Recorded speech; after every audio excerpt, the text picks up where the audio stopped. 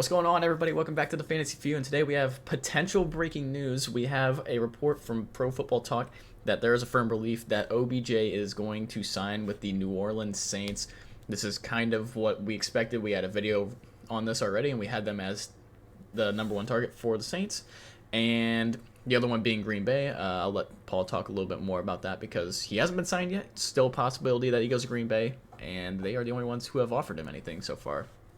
Yeah, so just like what you just said, Stone. As far as I'm aware, the only official offer that's been put out for OBJ is from Green Bay for the veteran minimum, in an effort to still have cap space to try to re-sign Devontae Adams, who I believe is 100% priority over somebody like OBJ at this point in his career, I should say. But you also can't really go against the fact that Aaron Rodgers would love to have another receiver of the likes of OBJ.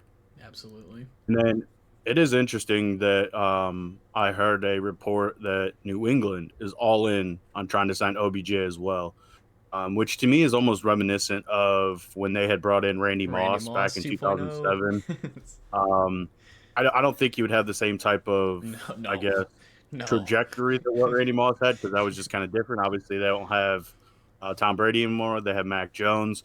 I could see it being better than when they brought in Ocho Cinco. A lot better when they brought in Ocho Cinco, but not to the same level as when they brought in Randy Moss. I think either one of them, honestly, is very interesting. But let's kind of get into what it would mean for the Saints to sign him, which reports are out there that is a firm belief that that's where he's going to be heading. What do you have on that, Stone? Well, they obviously do not have a receiver. So, I mean, obviously, it's going to be an upgrade from any other guys that they have on that squad right now. And I think it will benefit the offense. I mean, obviously, I'm not a huge fan of OBJ and what he's done in Cleveland, but I still think he's going to be more productive than the receivers that they already have there.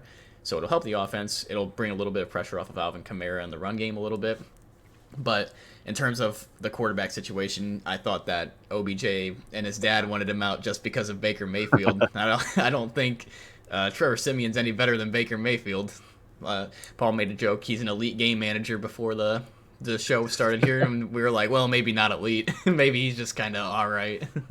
But I just don't see how. Like it doesn't make any sense for OBJ to go to the Saints, in my opinion. Like, I mean, obviously they're kind of contenders, but they don't have a quarterback. That was his whole thing. He wanted to be involved in the offense, and I think if he goes to New Orleans, it's going to be more the same. I mean, it does help their run game and Alvin Kamara and Mark Ingram, but it doesn't help OBJ and his satisfactions. So I don't know. I don't know. And that's exactly what I spoke to in our last video, when we put up our top five and had the Saints as the number one destination for him. Yep. Like I said then, it makes sense in the aspect of that they need a player, that they need a receiver. Michael Thomas is out for the rest of the year.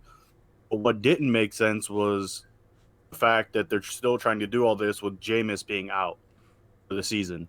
Like I'd said in the video, if it was a week prior that all this happened and Jameis never got hurt, this would be an absolute no-brainer for the team. Yep. Like for them to bring in a guy almost that kind of mirrors Mike Evans with Jameis Winston back in Tampa Bay, that would have been the same type of connection that they could get, a deep ball guy who's also a possession receiver.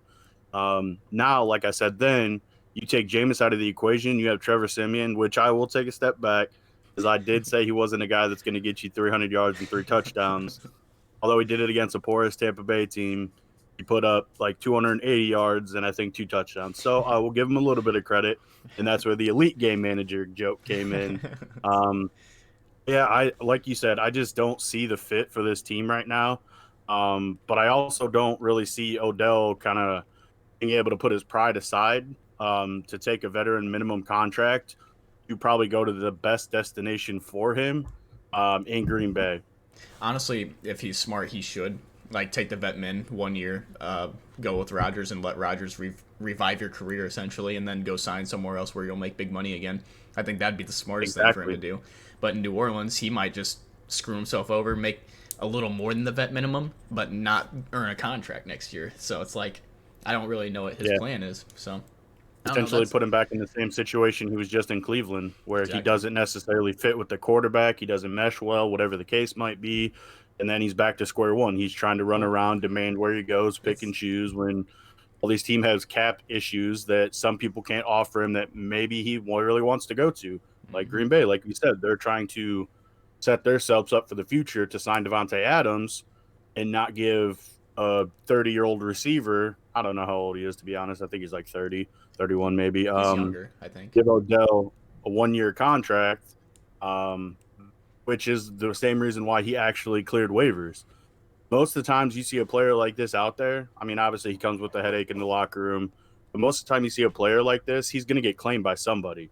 But he went through waivers on all 32 teams, which means his $7.5 million, even though it was restructured by Cleveland, still was not enough cap space wise, but also for team executives to sign off on bringing in a guy like him with the headaches that he brought coming over from Cleveland. Regardless of what this means for Odell, for whatever team does manage to get him, it is a good thing for that team. He's going to benefit whatever team he plays for. It's just a matter of he actually himself is benefited from the whole situation. Kind of weird how it works, you know? But like in the case of the Saints, if he's not going to be that great, but he's going to take attention away, and he's just going to be mad. Green Bay is where he should sign, but he's probably going to end up in New Orleans, according to some reports that we've been hearing. So we're just trying to break the news here for you guys first to give you guys a little bit of a insight into what this New Orleans offense is going to look like with Odell. If you guys enjoyed the video today, leave a like, comment down below if you think he actually is going to sign with New Orleans, and subscribe to the channel. Paul's pointing at it right now, but you can't click that one. You have to click the one right under the description, or right above the description, sorry. Click that one, subscribe, see all the videos that we post for you guys. We're going to have another video out for you today as well. So thank you guys, and Mason's not here today, so we are going to give it over to Paul to say Mason's famous words. Fantasy few out, baby. Let's go.